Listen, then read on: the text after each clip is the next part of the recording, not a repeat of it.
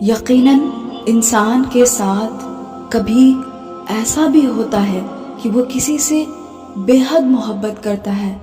اس کو ہر نماز کے بعد دعاؤں میں مانگتا ہے، نفلیں پڑھتا ہے، تہجدوں میں مانگتا ہے، در در کی خاک چھانتا ہے، ہزار وظیفے کرتا ہے،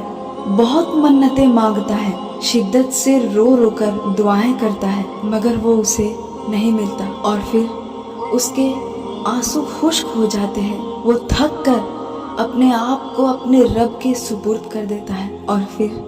وہ جس رب سے دنیا کی محبت مانگتا ہے اسے اسی رب سے محبت ہو جاتی ہے، وہ صرف اپنے رب کا ہو جاتا ہے، اسے اللہ کی حقیقی محبت مل جاتی ہے، دل کو سکون مل جاتا ہے، ہر وقت اللہ کے ذکر میں مشغول ہو جاتا ہے اور دنیا سے بے رغبت ہو جاتا ہے۔ پھر ایسا ہوتا ہے کہ جسے وہ رب سے مانگتا تھا اچانک اسے پھر مل جاتا ہے، مگر پہلے جیسی دل میں وہ خواہش باقی نہیں رہ جاتی، سارے جذبات، ساری فیلنگز ختم ہو جاتی ہے، اور پھر وہ صرف اپنے حقیقی محبوب اللہ کا ہو کر رہ جاتا ہے، ہر وقت اللہ سے اپنی بخشش کی دعائیں کرتا ہے،